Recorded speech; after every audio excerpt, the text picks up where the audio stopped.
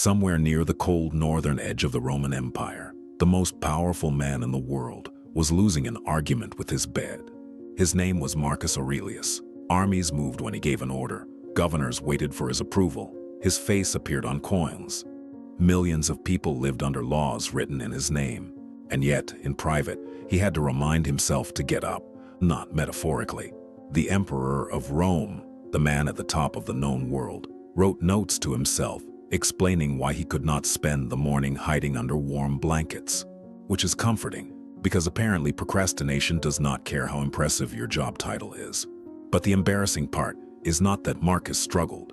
The important part is what he did next, because buried inside those private notes is a better definition of greatness than most men are ever taught, and it has almost nothing to do with looking powerful.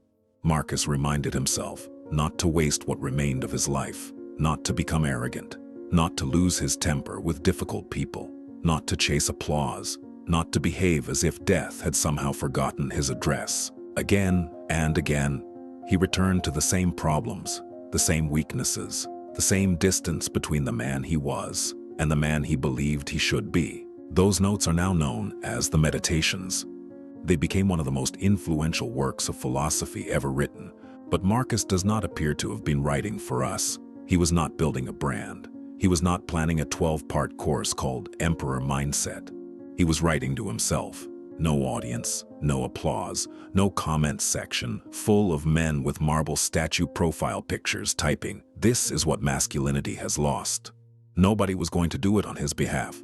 That was the point. He wrote because power could command an empire, but it could not command his character. And if you want to know what makes a man great, that is the first place to look. Not at what he displays in public, at what he keeps correcting in private. Everybody has an answer to the question. Your father had one. Your culture has one. The internet has approximately 11 million, most of them involving cold showers, waking up before the sun, and staring aggressively into the distance while somebody films your forearms. We say strength, discipline, money, leadership, confidence, providing for your family, keeping your word. And none of those answers are necessarily wrong. They are just incomplete, because they describe what greatness looks like after it has been cleaned up for public viewing. They describe the photograph, not the private process that produced the man inside it. We are taught to imagine greatness as a finished state, as if one day a man finally defeats laziness, insecurity, anger, temptation, fear, and the desire to send a paragraph he will regret. And from that day onward, he is simply great. No further maintenance required, but real men do not become finished products. They become ongoing negotiations. Even the disciplined man has to negotiate with comfort. Even the brave man has to negotiate with fear. Even the faithful man has to negotiate with doubt. Even the good man has to negotiate with the part of himself that would prefer goodness to be optional today. The difference is not that a great man stops having those arguments. The difference is which side he keeps returning to. Marcus did not leave behind the diary of a man who had conquered himself.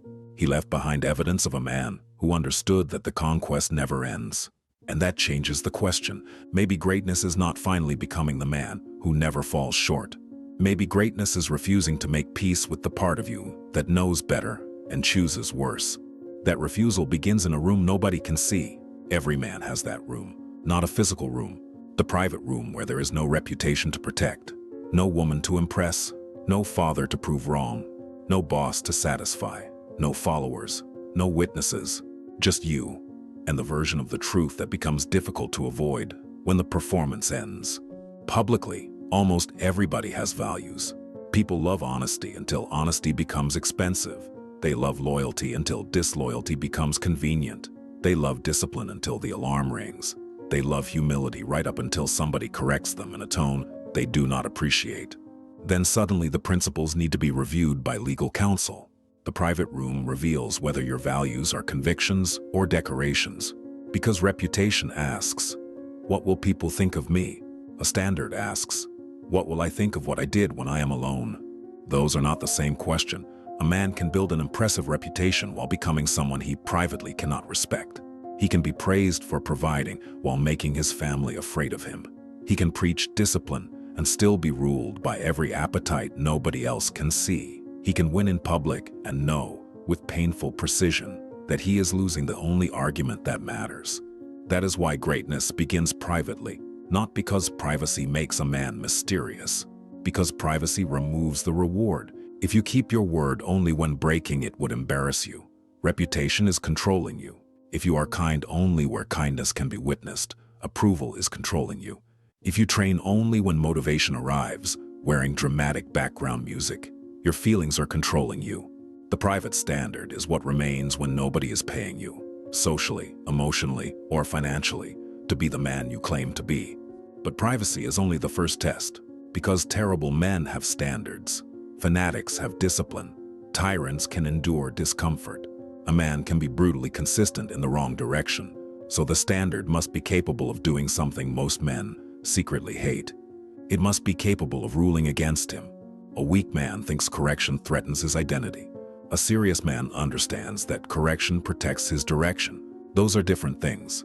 If every principle you hold somehow proves that you were right, your principles are not guiding you. They work for you. You have hired your conscience as a defense attorney, and it is doing excellent work. Every mistake becomes misunderstood. Every failure becomes somebody else's fault. Every cruel thing you said becomes just honesty. You are never wrong. You are merely surrounded by people who lack the context required to appreciate how right you are. That may protect your ego, but it will destroy your life with extraordinary efficiency. Marcus began the meditations by naming what other people had taught him: patience from one, self-control from another, directness, generosity, discipline, gentleness. The most powerful man in Rome began his private notes by acknowledging debts. Think about that. Power tempts a man to believe he is self-created, that his position proves his wisdom, that disagreement is disrespect. Marcus tried to resist that temptation, not perfectly. And this matters because the internet has turned him into a marble vending machine for motivational quotes. The real man was more complicated. His reign included war. Christians were persecuted during it, although historians still debate what responsibility he personally carried.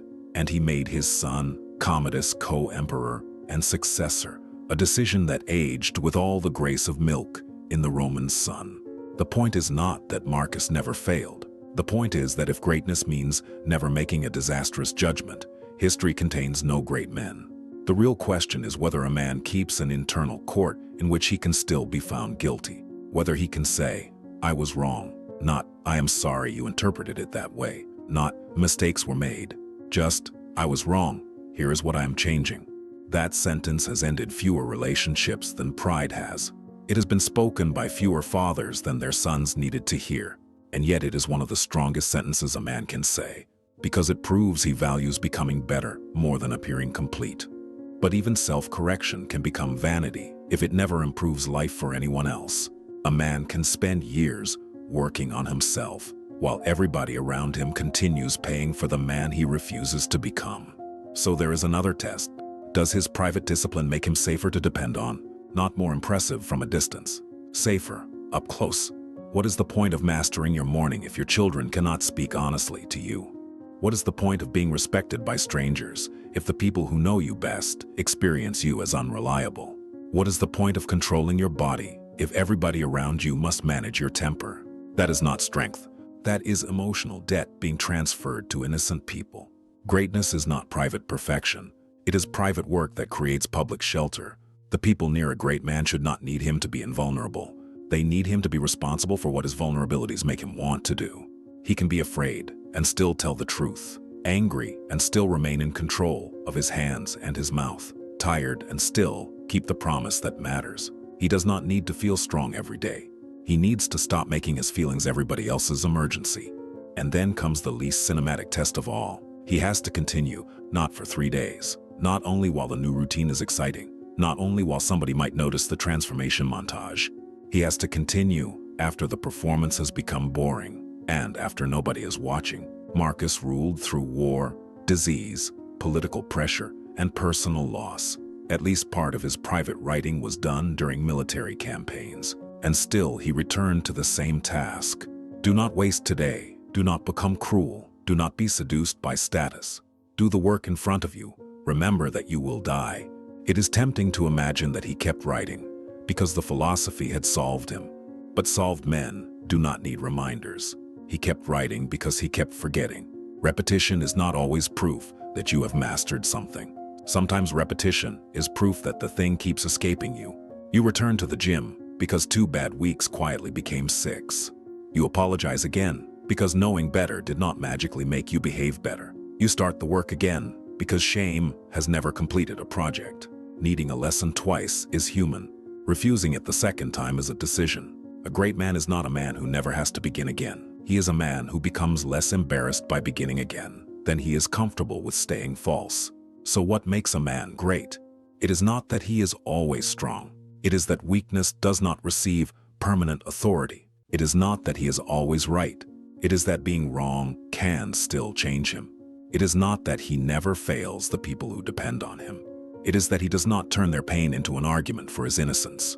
And it is not that he finally conquers himself. It is that he keeps returning to the fight without needing an audience to watch him win. There is no finished man. There is only the man who has stopped examining himself and the man who has not. The emperor of Rome had statues, titles, armies, a palace, a name that would survive civilizations. But the part of him we still read was written in the gap between who he was and who he was trying to become. He wrote because power could command an empire, but could not make him patient. Status could put his face on a coin, but could not get him out of bed. Philosophy could show him the standard, but could not meet it on his behalf. He still had to do that. Badly sometimes, imperfectly, repeatedly, for nobody. So tonight, when there is nobody left to impress, when the screen is dark, the room is quiet, and the performance is over, do not ask whether you are a great man. That question is too large, and large questions are very good at making small actions feel irrelevant. Ask something harder. What did I know today that I still refused to do? Where was I corrected and defended myself instead? Who paid for the part of me I have been avoiding? What is one promise I can keep tomorrow without announcing it? Then write the answer down. Not for history, not for applause, not because somebody may discover it 2,000 years from now. Write it because nobody will. And then get up tomorrow and try again.